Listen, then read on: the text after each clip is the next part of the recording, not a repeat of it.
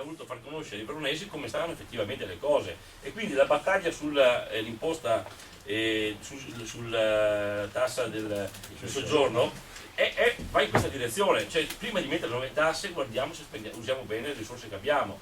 I conti pubblici di Verona, cari amici, sono conti fuori controllo, e il Trematera che viene da una regione del sud e molto spesso viene additato, voi venite additati come coloro che hanno i conti non in regola. Forse delle volte ha ragione, delle volte anche ha torto, ma vi assicuro che sono andato a vedermi i bilanci dal sito, pubblicati sul sito del Ministero degli Interni del nostro comune, e li ho paragonati con i comuni della Calabria o della Campania, e non siamo migliori della media dei quei comuni, purtroppo. Io non vorrei, la spesa pro capite di personale della nostra regione, della nostra città, la spesa corrente, quella di gestione del personale, è pro capite diviso il numero di abitanti. È chiaro che il rapporto la spesa anche alla grandezza delle città è ben superiore a quella di Benevento, a quella di Crotone, a quella di Bari e a quella di Salerno. Su questi dati, ho più volte l'ho detto anche su Arena una volta, ovviamente il sindaco finge usa le battute con la sua comunicazione strapagata dicendo che va le gambe dai numeri, do i numeri sì perché sono numeri reali, confrontabili da chiunque, sono pronto a fare un convegno a sfidare su queste cifre anche il sindaco, perché sono cifre che vanno veramente da prevedere. Io dico adesso andiamo a pagare un'IMU più cara, paghiamo l'imposta di soggiorno che sarà procrastinata, ma c'è l'intenzione di farla pagare perché c'è già nel bilancio, è già scritto che si vuole farla pagare, e l'ha detto chiaramente anche nel programma elettorale che poiché ecco la lungimiranza, perché colpisce non i veronesi ma quelli che vengono da fuori, quindi vanno bastonati quelli che vengono da fuori. Questa è la filosofia, l'ha detto Tosi l'altro giorno, quindi io non tasso i veronesi, ecco la miopia del populistica, non tasso i veronesi, tanto la pagano quelli che vengono da fuori. Cosa vi interessa a voi? Non pagate mica voi veronesi, la pagano quelli che vengono fuori. Questo ha detto Tosi l'altro giorno leggendo sulla stampa.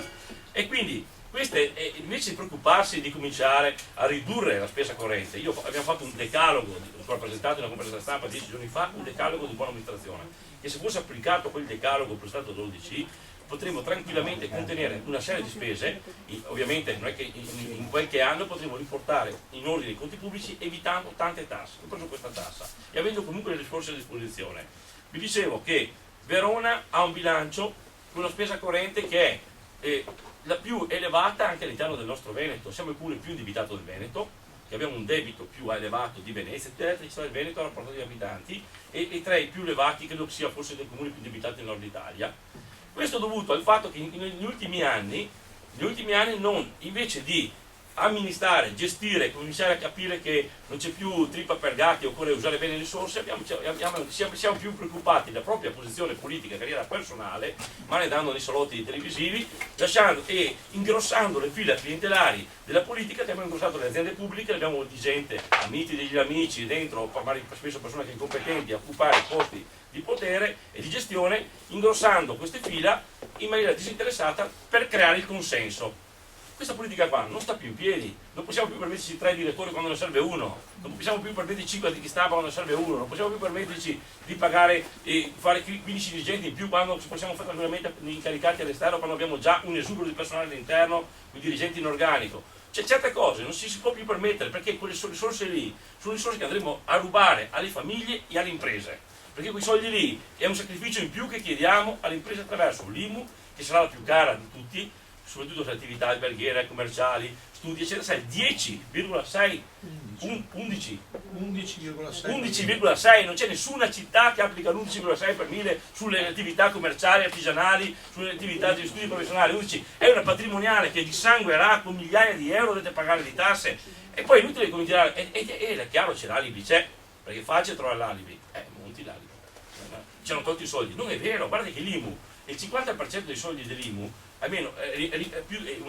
meglio, fino al 6 mi pare per 1000 rimangono vengono ripartite tra Stato e Comune. Poi lo Stato comunque dà trasferimenti, e Verona non è vero che prende meno trasferimenti di quelli del Sud, c'è stato guardarmi che i trasferimenti di Verona pro capite sono al pari di quelli del Sud. Ci sono tante delle disinformazioni che vengono date, sarebbe interessante ragionarle con dati alla mano. Nella provincia di Verona, il comune di Verona pro capite riceve molto più trasferimenti degli altri comuni della provincia come San Martino Valbergo, San Giovanni Leopardotto, eccetera, ha trasferimenti molto più alti, questo storicamente.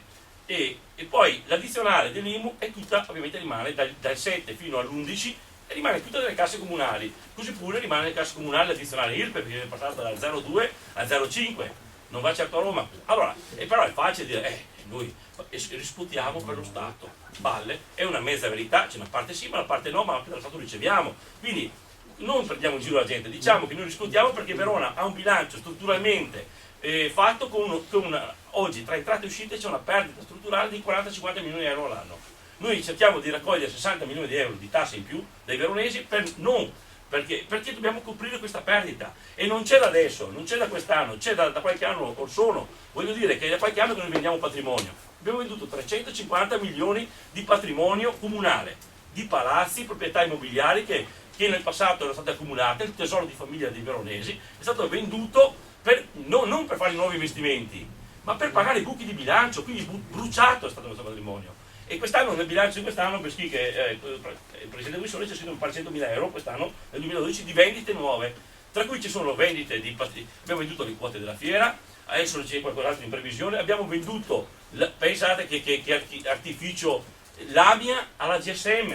C'è un'azienda di proprietà del comune che la compra un'altra azienda di proprietà sempre del comune per riscuotere 35 milioni di euro per fare cassa, e poi aumentando l'indebitamento delle aziende, perché la GSM avrà un indebitamento che va di 35 milioni di euro di abbiamo più. Le farmacie del comune abbiamo detto all'AGEC che è sempre pubblico, c'è tutti questi artifici, finanza creativa, ma la sostanza è una sola, stiamo dissanguando Verona.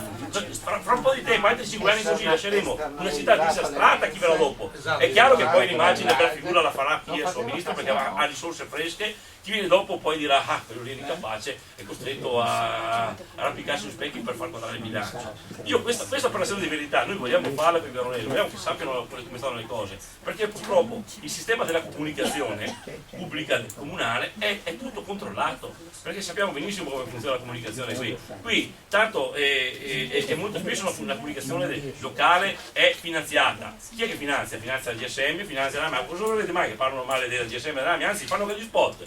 C'è chi, guardate quanti spot vengono fatti sulla stampa dove trovo il presidente 10 pagine di un giornale per dire che il presidente del GSM è bravo. Chi l'ha detto? Lui se lo dice con soldi nostri, con soldi dei cittadini, si dice che lui è bravo. Poi paghiamo tutti noi. C'è lo spot dell'acqua. Ricordate l'acqua? Uno che beve l'acqua, che il sito che beve l'acqua, ma scusa, l'acqua è un giro del monopolio, cosa vuoi bere? L'acqua di che? Acqua di Padova. C'è quella di Verona, è municipalizzata, che c'è un monopolio, serve a pubblicizzare l'acqua, serve a pubblicizzare chi la beve. Chi si fa lo spot, il politico, tutte queste cose qua stiamo pagando fortemente, e quindi non troviamo alibi, monti non monti. Gli alibi sono, se noi avessimo, e concludo, la stessa spesa corrente pro capite a Verona di Vicenza, non vado a prendere esempi chissà dove in giro per il mondo, per l'Italia, di Vicenza, dati a bilancio, noi potremmo tranquillamente fare a meno di 60 milioni di euro. Cioè ho preso la spesa pro capite di Verona, diviso il numero di abitanti, quella corrente di Vicenza diviso il numero di abitanti vicentini, ecco, viene fuori che questa spesa pro capite che risulta a Vicenza moltiplicata per gli abitanti di Verona mi dà 60 milioni di euro in meno. Vuol dire che la stessa spesa, e non che a Vicenza manchino servizi sociali, manchino altre cose, sono come da noi se non fossero migliori. Lo garantisco, che conosco molto bene perché dico è sociale, ma è sociale c'è anche a Vicenza, sono assessore del Veneto, a Vicenza non è per nulla inferiore a quello di Verona e neanche quello di Treviso, anche Treviso è ancora più basso, per dire. Se noi applicassimo la stessa spesa pro capite di Vicenza o di Treviso, potremmo tranquillamente fare a meno, potremmo ottenere l'IMU al 6 per 1000 e non all'11, e potremmo fare a meno del metro addizionale, potremmo fare a meno di 60 milioni di euro di tasse.